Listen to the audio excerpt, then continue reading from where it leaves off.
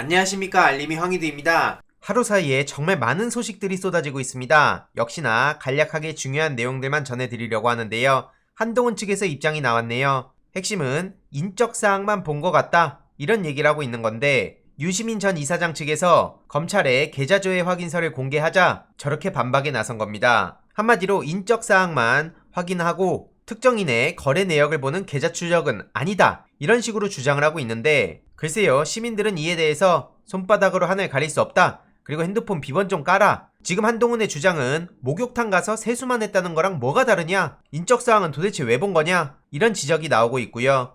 이에 대해서 황희석 최고위원은 이런 입장을 밝혔습니다. 유시민 작가를 잡는 게, 그리고 조국 전 장관을 구속시키는 게 문재인 정부를 무너뜨리고 검찰 왕국을 만드는 길이었다고 생각했을 거란 거고요. 그러다 덜미를 잡힌 게 노무현 재단 계좌를 뒤지다 발각된 것이고, 더 구체적으로 드러난 게 이른바 검언유착이었죠. 그리고 그들의 수괴가 대통령이 되겠다고 지금 저렇게 돌아다니고 있는 겁니다. 이걸 따끔하게 지적한 거고요. 조국 전 법무부 장관은 이런 입장을 밝혔습니다. 검찰은 교묘한 조건을 달아서 사기성 답변을 했고, 좌우는 손잡고 유시민 전 이사장을 맹공했었죠. 게다가 방금 전우용 역사학자는 유시민 전 이사장은 공개 사과를 한 반면, 오히려 검찰에서 노무현 재단 계좌를 사찰한 사실이 드러났음에도 당시 유시민 전 이사장을 맹 비난했던 언론인, 지식인 중 공개 사과한 사람은 한 명도 없다는 걸 지적했습니다. 최근에 이를 두고 저도 간단히 글을 남겼는데요. 유시민 전 이사장은 검언유착의 피해자인데 검찰에선 저런 만행을 통해 오히려 그를 법정에 세웠고요. 저런 막강한 권력을 가진 검찰, 그걸 바로잡기 위해서 앞장섰던 조국, 추미애 전 장관은 온갖 비난의 화살을 감내해야 됐습니다. 이걸 두고 강성이다, 시끄럽게 한다, 이렇게 비난하기 전에 어떻게 조용하고 유연하게 악의 뿌리를 뽑을 수 있을지 대안을 제시하는 게 우선이라고 생각하고요. 추미애 전 법무부 장관도 지적했듯이 한동훈의 휴대폰 비밀번호는 아직까지도 공개하지 않는 상황인데, 기자들은 왜 한동훈에 대해선 저렇게 비판하는 목소리가 나오지 않는지 일부 기자들 제외하곤 깜깜무소식이고요. 한동훈이 저렇게 말 같지도 않은 어그로를 끌고 있을 때 그걸 열심히 받아 적고 있는 게 말이 되는 겁니까? 한동훈뿐만 아닙니다. 윤석열 저 얘기하는 거 보세요. 문재인 정권이 칼과 총만 안 들었을 뿐 연성 독재를 시도하고 있다고요? 진짜 독재 국가에서는 지금 저런 윤석열 같은 말을 못하니 윤석열이 지금 저런 얘기를 할 수 있다는 그 자체가 독재 국가가 아니라는 걸 반증하는 거죠. 실제 독재 국가에서 저런 식으로 얘기하면 소리 소문 없이 사라집니다. 멀리 갈 필요도 없이요.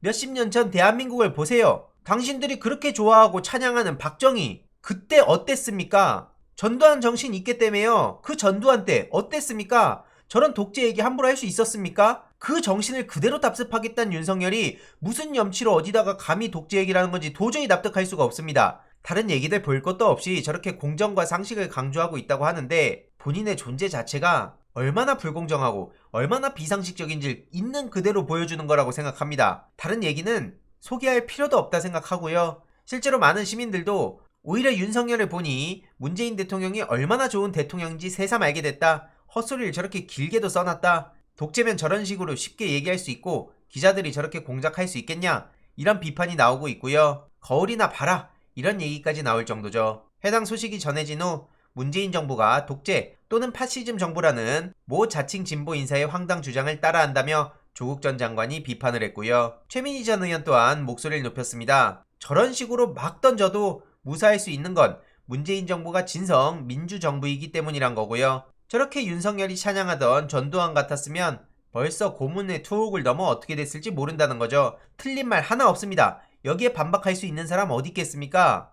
민주당에서도 강하게 대응에 나서고 있는 상황이긴 합니다. 윤석열이 대통령 되면 크리미널 패밀리 국정농단은 불보듯 뻔하다, 이렇게 비판을 하고 나선 건데, 쉽게 말해 범죄자 패밀리 아니냐, 이런 지적을 받고 있는 상황이기에 윤석열 부인과 장모와 가족의 국정농단은 불보듯 뻔하게 예상이 가능한 심각한 상황이란 거죠. 특히 송영길 대표는 과거 정경심 교수가 법무부 장관의 부인이라서 저렇게 검증을 했다면 대통령 부인이 될 김건희는 당연히 2배 이상으로 철저한 검증을 해야 되는 거 아니냐라고 지극히 상식적인 발언을 했고요. 이해로도 민주당에서는 오늘 부산저축은행 부실수사 직무유기건으로 윤석열 씨를 고발하고 나섰습니다. 이렇게 직접 대응하는 게 너무나 중요한 겁니다. 일각에선 윤석열 어차피 때려봤자 뭐하냐, 아무 효과 없다 라고 비관적인 얘기를 하는데요. 이렇게 목소리라도 높여야 언론에서 단 한 줄이라도 실릴 수 있는 거 아니겠습니까? 이에 대해서 김용민 최고위원은 검찰의 철저한 수사를 촉구하며 과거 검사 윤석열의 민낯을 따끔하게 지적했습니다. 이해로도 폭탄주 만창 관련해서 거짓 해명을 했는데 이런 윤석열 씨를 선거법 위반으로 고발할 예정이라는 소식까지 전해졌죠. 민주당이 신속하게 대응하고 보다 적극적으로 나서고 있는 상황 같습니다. 한동훈, 윤석열, 이들만의 문제도 아니죠. 김건희는 말할 것도 없습니다. 도이치모터스 주가 조작 사건 같은 경우에도 이제 김건희만 남았다는 얘기가 나오고 있고요. 이런 와중에 국민의힘이 얼마나 황당한 소리를 하고 있냐. 없는 죄라도 씌울 것, 수사 열심히 하지 마라. 이런 식으로 김건희 감싸기에 나섰는데 다른 사람 입장 다 떠나서요. 그렇게 공정을 중요하게 생각하는 이준석 대표가 윤석열 일가의 저런 만행에 대해서 어떻게 생각하는지 공개적으로 질문을 해야 된다고 생각합니다. 없는 죄는 조국한테 씌웠고 김건희는 죄가 차고 넘친다. 사실 확인된 위조가 몇 건에 주가 조작까지 연루된 상황에 어떻게 죄가 없다고 할 수가 있냐. 이런 비판이 나오고 있고요. 민주당 법사위원들도 김건희와 최은순 주가 조작에 대해서 즉각 수사하라며 목소리를 높이기도 했습니다. 정말 아쉬웠던 건 민주당 법사위원들의 대응이 일부 언론을 제외하곤 아예 보도도 안 되고 있는 게 지금 현실이죠. 그래서 수사해야 할 사람이 한 명 더 있는데 그게 바로 윤석열 장모 최은순 씨라고 지적하고 있고요. 윤석열이 있고 없고의 차이로 수사 결과가 너무나 다르게 나오고 있는데 그러면 당연히 윤석열을 의심할 수밖에 없는 거 아니겠습니까? 그것은 지극히 상식적인 의심이라 생각하고요. 최근 민주당 강덕구 의원도 김건희에 대해서 적극적으로 목소리를 높이고 있는 상황이죠. 한마디로 지금 이득에게 합계가 5억을 초과하므로 특정경제범죄 가중처벌법에 따라 3년 이상 15년 이하의 징역형에 처해질 수 있는 중범죄라고 밝혔습니다. 그럼 여태까지 내용을 종합해보면 한동훈, 윤석열, 김건희에 대해서 다뤘는데 국민의힘은 어떠냐? 이들을 옹호하고 있는 데다가 올드보이의 기환 이런 소식이 전해지며 내부에서도 이건 퇴행이다 라면서 비판론이 나오고 있죠. 언제적 김종인, 김병준, 김한길입니까? 이에 대해서 강민정 열린민주당 원내대표는 영향력 없는 올드보이들과 야합하겠다는 거라고 핵심을 찔렀습니다. 참고로 지금 홍준표 씨 같은 경우에는 대선판 떠난다고 얘기를 했고요. 참여 강요하는 건 부당한 횡포다. 그러니까 나 찾지 마라.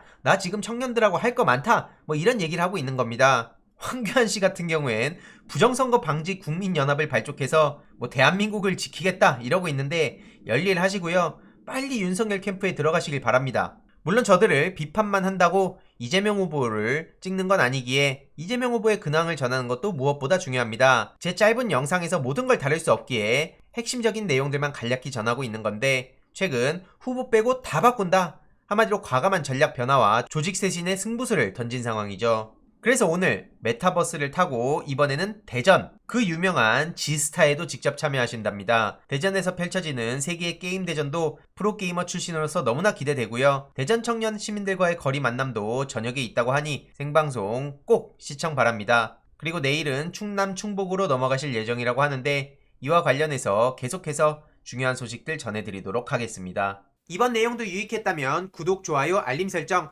멤버십 가입 정말 큰 힘이 된다는 점 말씀드리고 싶습니다. 이번 내용도 주위에 널리 공유 부탁드립니다.